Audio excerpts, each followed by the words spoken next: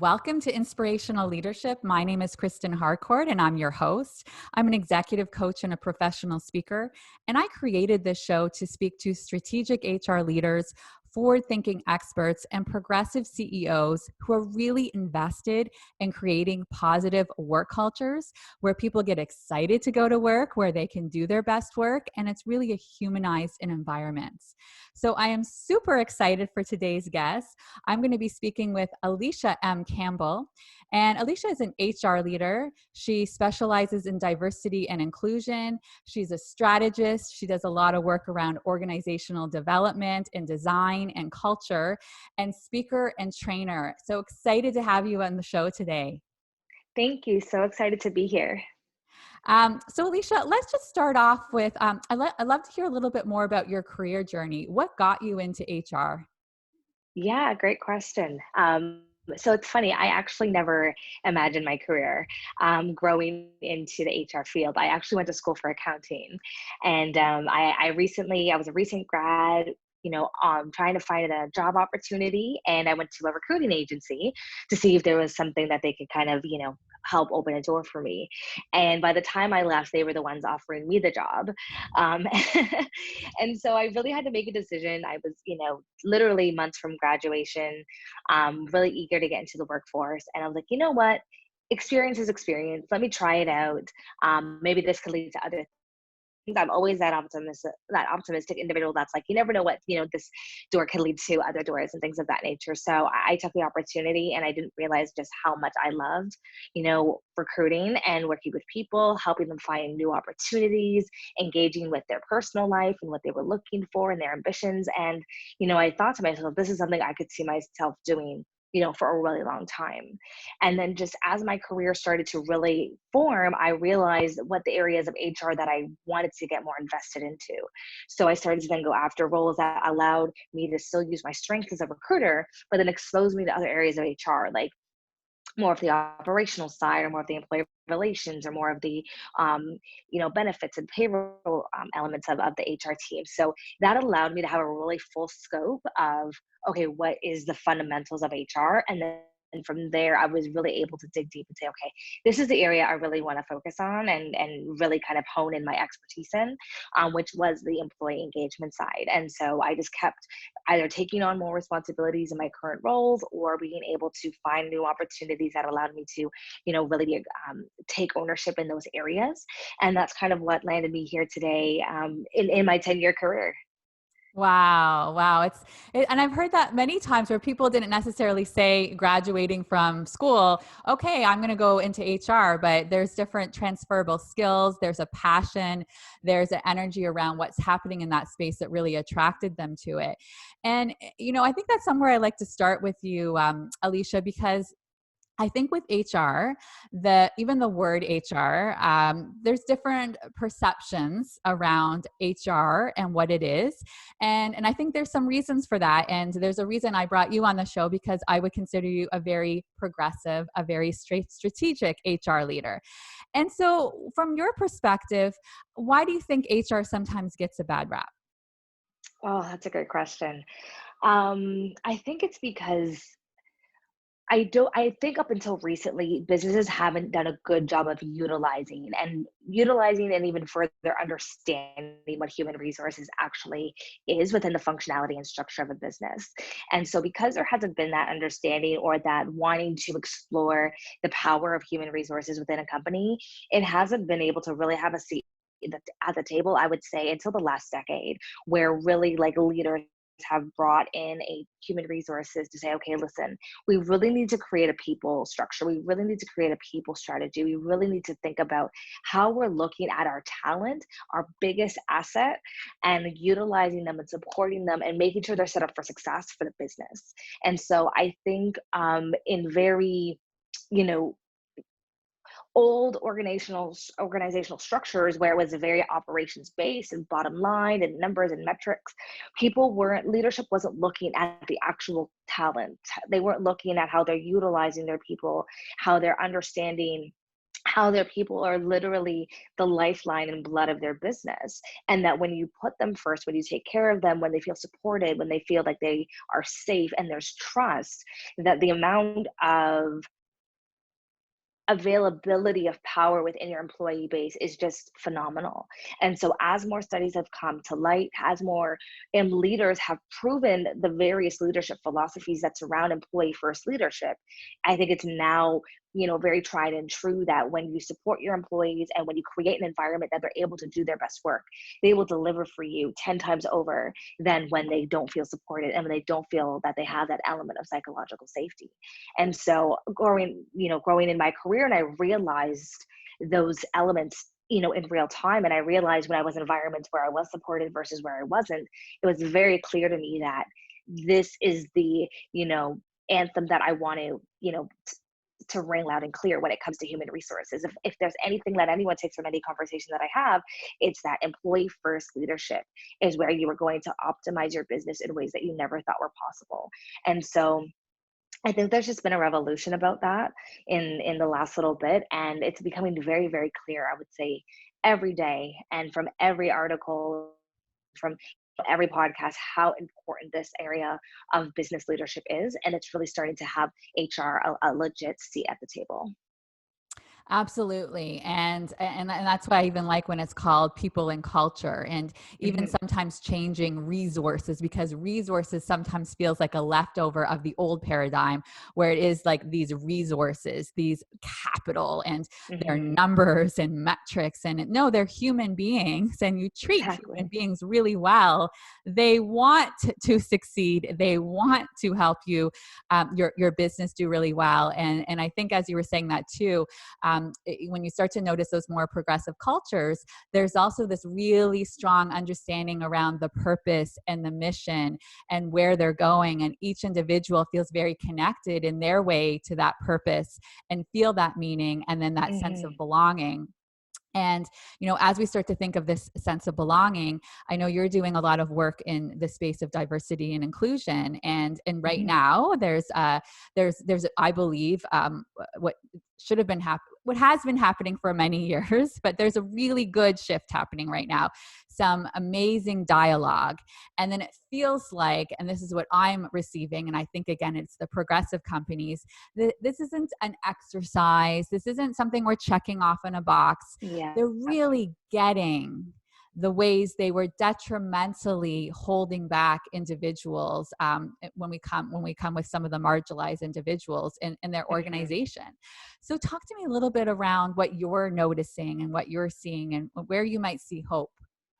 Yeah, that's a really great point, Kristen. I totally wholeheartedly agree. I feel like this time it's different. Like you had mentioned, I don't feel a lot of the companies who are serious about truly creating a more inclusive and equitable workspace. This is not something they're just trying to check off a box to.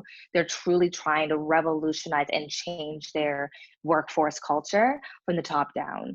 And I'm seeing strategies being put in place. I'm in conversations with my other colleagues or other mentors, and HR is at the head of the table, and they're bringing in specialists, they're putting towards budgets, they're creating infrastructure, they're creating a space where not only is it just leadership led, but the employees have a voice as well in a way that is really unfiltered, and kind of not trying to fit into an agenda, but is truly made to support them in the ways that they identify support. Because a lot of the times when you hear about support and our marginalized employees, it's like, well, we have this resource or this resource, and it's like, well, is something really support if that is not the way that I feel supported? Does that mean that I have to say it's support if it's not what I identify as support? And so when you think about it like that, it's like, although the intentions maybe in other areas may have been good, they weren't resolving the actual issues. They weren't talking about the tough conversations and putting numbers and metrics and goals towards correcting something that hasn't ever been fixed probably since the inception of the organization. And so when you think about how much work or rework needs to be done and how much rethinking and regrowing needs to happen, it is not an overnight process by any means necessary. It's something that is going to take years to fully come to its full realization, where the diversity and belonging of a business is the fabric of who they are. And so I'm always talking to any colleagues within the business that it's important that you support the business as a HR and people professional in this space. And if you don't have that background or that expertise, that's okay too. But now it's time to educate yourself or recommend resources or other expertise, because you want to make sure the business gets it right. You want to make sure that they are set up for success. And ultimately, as the overseers of people and culture, that's essentially what we're here to do, to make sure that our people are set up for success. And that starts from the leadership downwards. Like, there's no one that's excluded from that oversight. So it's really important that we, I think, more so as HR and people professionals, take that extra time and extra work to truly understand what a company needs to do to transform, share resources, watch videos, podcasts, whatever element you want to get your information from, and be that proactive essence that the leadership needs, so that they're not walking blind. And then through that, get them to own accountability of how they are going to own the diversity and inclusion strategy for the company, and then help support them as they start to execute that. Yeah, so important. And I think I love what you really acknowledged there. Don't feel like you have to know it all and be the expert. And actually, what I see sometimes is the person does try to take on that role, and then it's not going to actually get done properly because they don't have the expertise. And that's why you have other people that you can rely on. And so I think when we start to think about diversity and inclusion and equity and belonging, there are some really strategic ways that this can be done more effectively. And I really liked when we were having our last conversation, you talked about some of those ways that you can, this isn't about a Band-Aid. This is getting at the root cause. And you started to allude to some of those things just in the last question. But what else do you think, how does it look different to really take a strategic approach around this? Yeah. I think where the strategic element comes in is first recognizing that there's a problem. Because if you don't really start to see the issue as what the issue is, you're never going to really solve it. You're not really going to hit the nail on the head and create a proactive solution to overcome what you're trying to fix. And so I think that's really the first element. And that's probably, I would say, the hardest element, because no one ever wants to admit that they are creating an environment where their employees don't feel safe, where people may not feel like they belong or feel included. That would mean you are a bad leader. That would mean that you may not be the best organization that people would want to come and work for. And so no one wants to admit those things. But being able to recognize that you may not have been able to fully support your organization in these endeavors is the first step in really creating a strategy at the roots of what you're trying to fix. If you can't address the issue, you're really only attacking the symptoms, and you're really not going to get to the cure of what you're trying to manage. And so I think at the leadership level, because everything starts from the top down, if your leadership is not bought into the idea of having equity within the organization, no matter how the employees rally together, self-organize, create their own programs or support units, they're never going to feel supported, and it's never going to have much traction without that leadership buy-in, acknowledgement, and support at all levels. And so it's really important that once the issue is acknowledged, and realizing that at that point we will not tolerate and stand for this anymore, that's when the real work can begin. And leadership really needs to take that first step in saying, this is what we're going to do. This is what a strategy could look like. And it's not, again, this is not stuff that, after one meeting, okay, we're going to have it all solved. You could be in meetings for months trying to figure out, depending on the size of your company, how are we going to tackle this? Because it's one thing to just look at, okay, well, it's always the easy. Let's look at human resources. Let's look at recruiting. Let's look at engagement. Let's look at, pay scales and growth development, and how fast are people moving up the corporate ladder who are not necessarily a white male. But there are every single element within your organization, from finance to operations to HR to product, if you're a tech company, IT, there's every element that you can have some type and some form of inclusiveness ingrained in your principles and procedures. And so with that, it's very easy to just look at the HR pillar of your business, but you have to go way beyond that if you truly want it ingrained within every element of your organization and also within your culture. And so I think breaking it down one by one, understanding where the problems lie within every element of your business, and then making sure that you're having a people first focused solution that is inclusive, that has elements of diversity, and that is equitable, which I think is even more so important, is that first real identification of what's going to lay your roadmap or action plan moving forward. And so getting leaders from all those various areas of your business, breaking down the processes, breaking down the procedures, and analyzing them to say, okay, well, how are we making a decision when it comes to choosing our vendors? How are we making a decision when it comes to choosing our customers or who we partner with for certain projects? What's our scorecard? What are we evaluating them on? What's their views on diversity and inclusion? How are they approaching equity in the workplace? Because that is an open point and an entrance point for more bias to come in and to creep into your business. So just in that one example alone, you have 3 entrance points that, just as you think about growth and growing and client and customer acquisition, you're bringing bias back into the organization.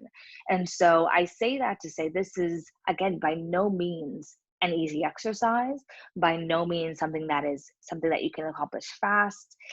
It is something that takes its time. This is not a race, this is a marathon, and you have to commit to what you are doing, because there's going to be frustrating moments. There's going to be moments where you don't know, where you're going to doubt the decisions you're making, where you don't feel like you have the right data or information, but you have to continue to push through those points, get the resources that you need to make the right decisions so that you're doing what's best for the company in the long run. Wow. Really, really powerful, Alysha. And I think it really points to, and I like that you went there right away, just in terms of the culture piece too, right? I can't tell you how many times that I hear, oh, HR owns culture. I'm like, no, HR doesn't own culture. No. You have a whole bunch of human beings Yes. working in your workplace. I'm sorry. It's like HR staying beside each person, Yep. every single behavior and every single thing they Yep. do. Sometimes Yep. it's around micro behaviors, right? And helping people Mm-hmm. understand these micro behaviors that they're not even aware of. So I like Mm-hmm. what you're helping people understand, that it's very multifaceted, and there's different things that are happening all at the same time, right? It could be individuals where they're starting to have more awareness and where they might have been contributing to some of the systemic things that were happening in the Mm-hmm. organization, but they weren't even aware, right? So now what was unconscious starts to Exactly. become conscious, and then Mm-hmm. everyone's starting to take more ownership, taking more responsibility. There's a safe space to be able to talk through this. So as you were saying too, that everyone feels like there is the psychological safety and there is the trust where they can say, right? Someone who is marginalized or is feeling microaggressions can feel safe speaking up Absolutely. and saying what's going on. And I think it's really important to, as a reminder, we just culturally, with this whole instant gratification and things happen Mm-hmm. overnight, we need to really drop that philosophy, because that's not how change happens. It doesn't happen Yeah, overnight. absolutely. So thank you so much for sharing that. And you know what shows up for me in this moment, Alysha, is, can you think of perhaps a story to like really make it more tangible, where you did work with a company? It doesn't have to necessarily just be on diversity and inclusion and equity. It might even just be around culture change, where you Mm-hmm. started to create some of that awareness and then some of the shifts you noticed in the organization. Yeah, that's a really great point. Um, so as with a lot of different professions, there's a lot of support groups, depending on what field you're in. And I always rely on my HR support groups, especially because I feel that a lot of but leaders and different managers at all levels, and even really employees, and as we kind of mentioned earlier, don't understand, the facets and the layers of HR and what we do, how we function, our purpose, and all of that. And so I was speaking to a peer of mine and relaying that, kind of, sharing war stories. And we realized just how, although different, because her company was in a different industry than the company I was supporting at the time, how, although very different, very night and day different, very similar in terms of their methodologies and their culture practices and procedures. And so I was giving her advice and saying that it's so key that as you start to see the changes and as you start to support your business, that you start to also acknowledge the changes that are happening, and you start to see culturally that within the employee group. Because anything that happens and that's kind of, not dictated, but that's encouraged from the top down, you're going to see a ripple effect at all layers. And it's important that you have reinforcement of those decisions all the way down, because then things can get lost in communication. And as I was saying that, she was like, saying that it was a really good point, because they were rolling out a new employee rewards initiative, and the leadership was very excited about it. They were going to reward employees not only for tenure, but for doing different acts of kindness and service within the business. And it really started to build a camaraderie with all the employees, to a point that they were supporting one another. They were communicating better. They wanted to see each other win instead of tearing each other down or be competitive in a way that was more toxic than healthy. And when the company started to say, we are prioritizing how we treat one another and recognizing what that looks like, and started to reward those good behaviors, that's when the employees really started to take note and really started to alter and modify their own behaviors to align to the leadership's new expectation. And the leadership had to stay true to their alignment. They did, show open recognition and rewards, and they had different friendly competitions that allowed individuals to, be able to talk and share and relate, but being able to show their different expertise in the different areas of their business. And literally within the next 6 months, when they did their employee engagement survey, engagement was up 25%.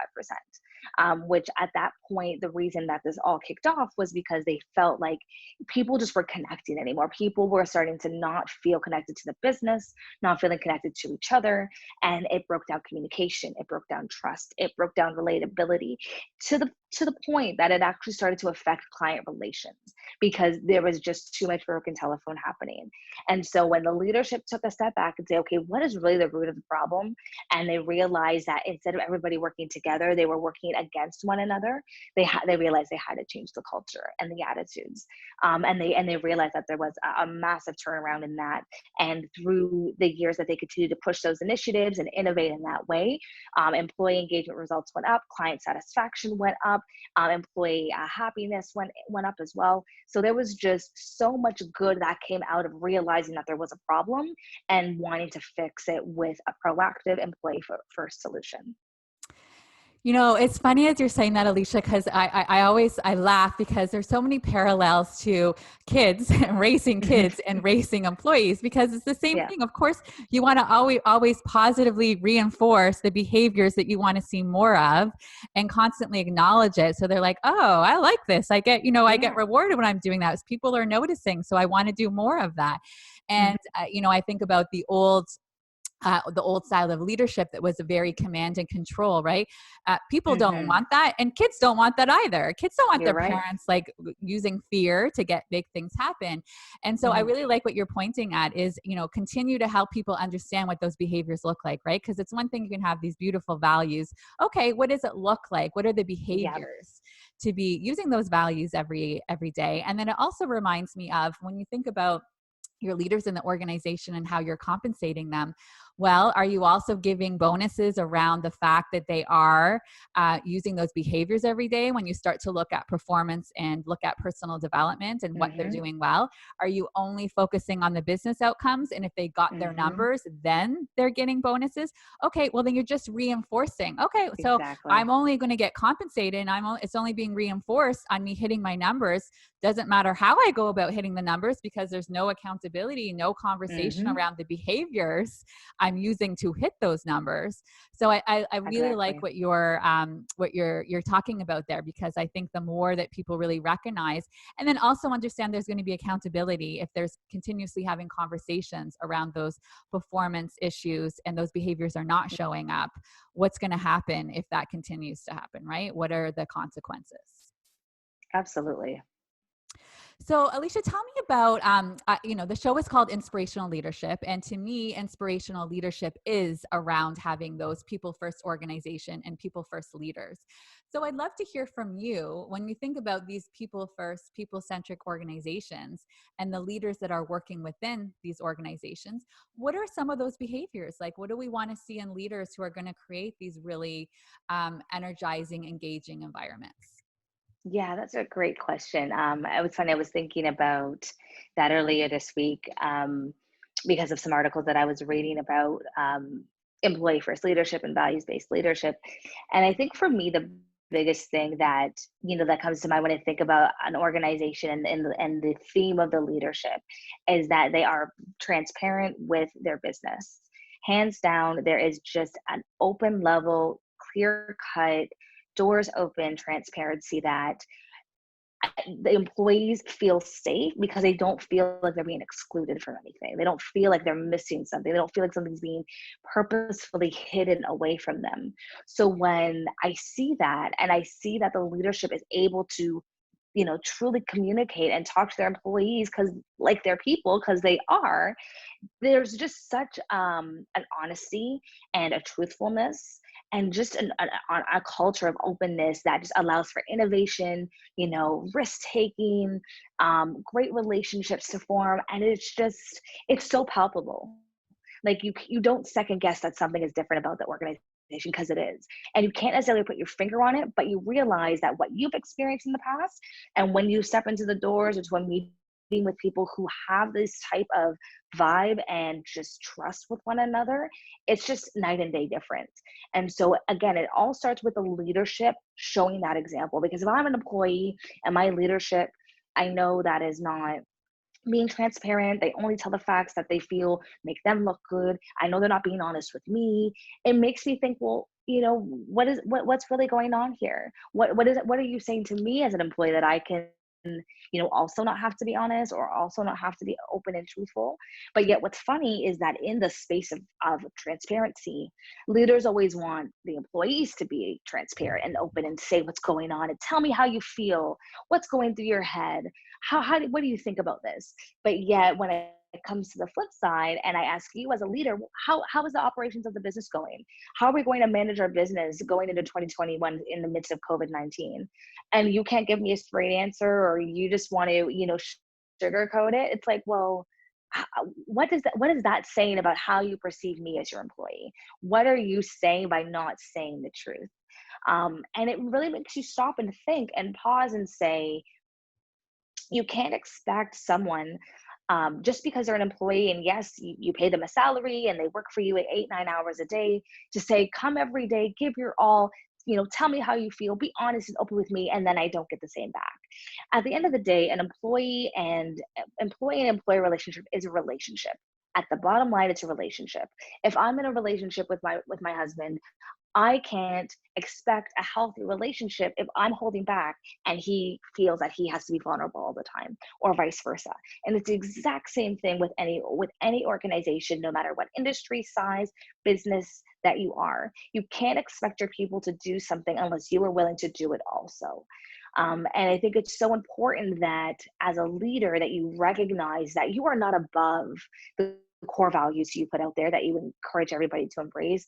You are not above being able to be on the policies and the procedures. You at hand are an employee as well.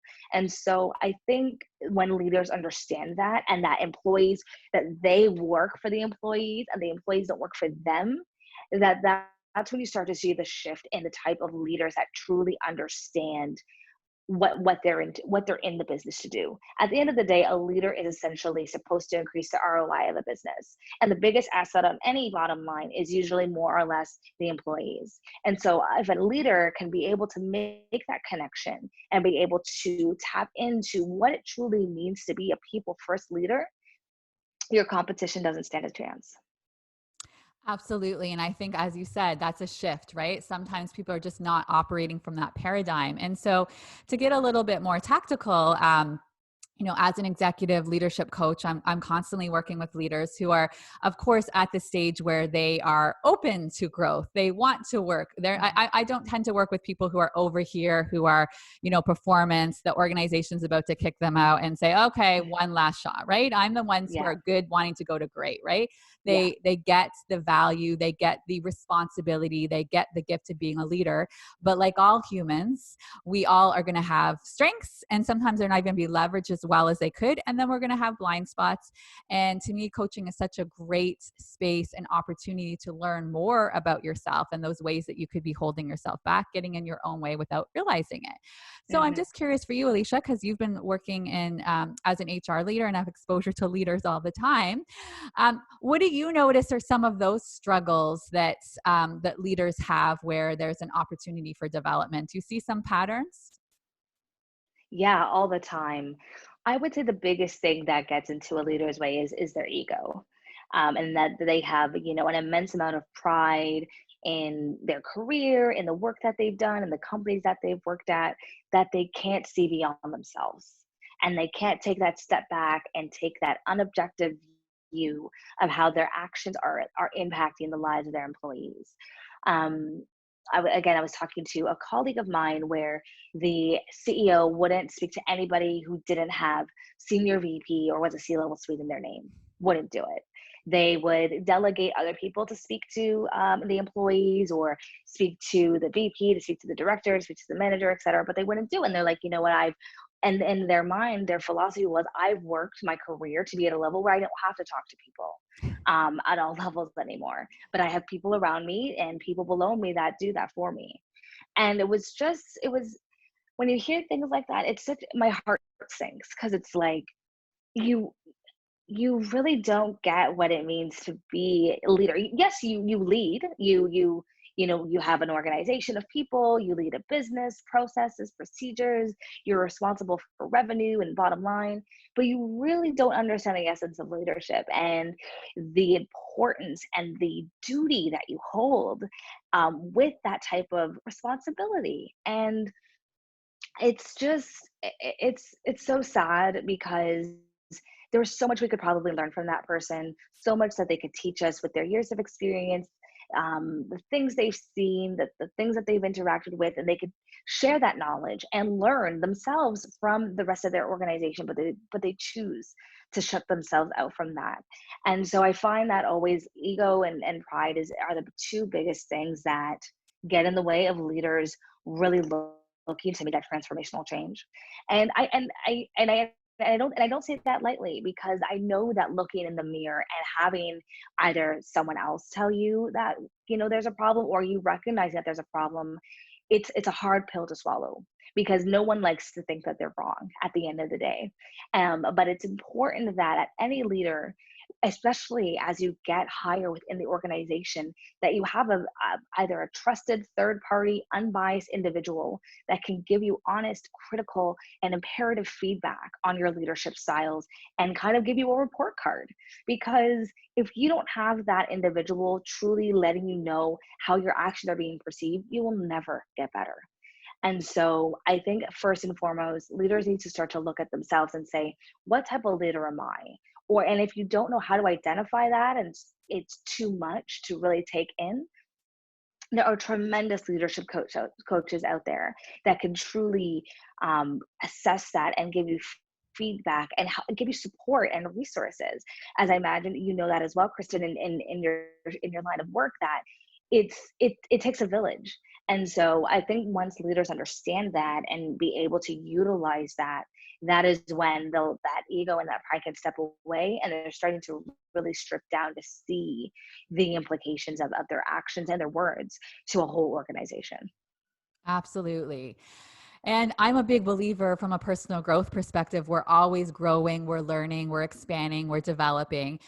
So, as a last question for you, Alysha, you're also a leader, and so you're Yes. also growing and developing. So, I think it's also helpful to be vulnerable and share parts of yourself. So, what do you learn if you think about yourself in your personal growth journey? What shows up for you as an area that might have maybe has held you back sometimes, maybe currently now you're working on, wherever you want to to go. Share a little bit with me in terms of your personal growth journey. Yeah, that's a great point. I think in my career and being, a female and a woman of color, I always thought I had to have the answer. Especially being in the HR field where I always had to back up whatever I said with a number or a metric or research. It was important and really imperative that I got it right, always got it right. And so I was very hard on myself. I was very critical of myself earlier on in my career, where if I felt that I didn't have it down to the exact science or to the exact number, that I was going to be, looked down upon from my colleagues and from my leadership. And so that created really, in essence, a mindset in my head that I was never good enough and that the work that I was doing was not good enough. And as I continued to grow and mature, not just only as an HR professional, but as a woman, I realized that saying I don't know something is okay, and that there's strength in saying I don't know something. And the reason I came to that conclusion was because I actually was in a situation where I was so nervous about an employee situation that I was dealing with, that I wasn't clear on the facts of what was going on in the situation that I was asked to give insight into. And I realized that by me trying to overcome my insecurities through what I thought was the right thing to do and the right thing to say, I was actually making the situation worse. And so Mm. I really had to take, after that situation resolved, I really had to take a step back and say, Alysha, are you a solution to the problem, or are you adding to the problem? And that was a really hard point in my career, where I had to figure out, is this where I want to be? Is this where I feel that I am adding value? Do I feel like this is my purpose? And it took a lot of soul searching. It took a lot of digging. And I really had to come to a point for myself where I had to be okay with not knowing everything. I had to be okay with not being the expert. But I didn't stop there. It's like, okay, you're okay with that, but what are you going to do about it? What is the solution? And I really just doubled down on learning, developing, going to webinars, seminars, taking online courses, reading books, listening to podcasts, and whenever I possibly could, immersing myself in a world of education so that I knew what I felt were my areas that I didn't know. And I realized that my leaders and the right organizations appreciated that more, that my confidence of saying, listen, I don't know something, but I want to make sure I get the facts right for you so that you're confident in the decisions you're going to make. Let me circle back with you and make sure that, these facts are checked correctly. There was more appreciation and more value for that line of language than just saying, okay, yep, I know it all. This is what you do, A, B, C, D. Don't worry, just trust me. Because at the end of the day, again, even with our relationship, trust is not something that comes overnight. So every moment that you interact with someone, communicate, do work with someone, collaborate with someone, you are either building trust with them or taking it away. And I was realizing that the way that I was working, it wasn't where I should be constantly building trust, because I need to, as an HR professional, to do the work that I need to do. That wasn't always my outcome. And so I had to really take a step back and, do my own reflection and do my own self-identification of what is it that I'm going to be doing moving forward to ensure that I'm adding the optimal amount of value to any business that I support and that I work within, and making sure that, okay, I am now going and becoming that trusted advisor because they know my methodology and my mindset, that I have their best interests at heart. And that's honestly what's been carrying me through into this, later part of my career, where I'm able to understand, I'm able to identify situations a lot better, and I'm okay to have that real conversation with myself. Because at that point, I didn't have anyone, else to have it with me. So, I had to do that to myself. And now as I've, grown, I have, a support system and a group that, also helps me in that space. But I really did have to take that first step on my own.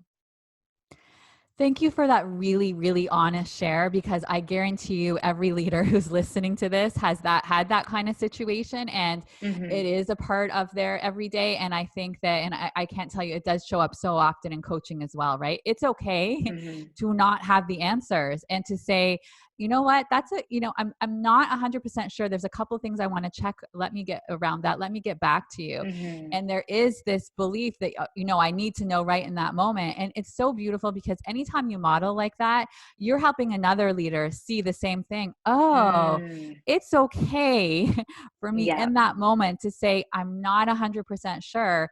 And then Mm-hmm. they're all understanding like, oh, okay. And because it is in the whole grand scheme of things to get to the right solution, a lot of times you need some more facts. You don't have everything in that moment, or there is some expertise you might want to get outside. So I think that's really Exactly. great advice for everybody listening. And Alysha, as we start to wrap up today's conversation, I always like to give my guests an opportunity to leave a final thought with the audience.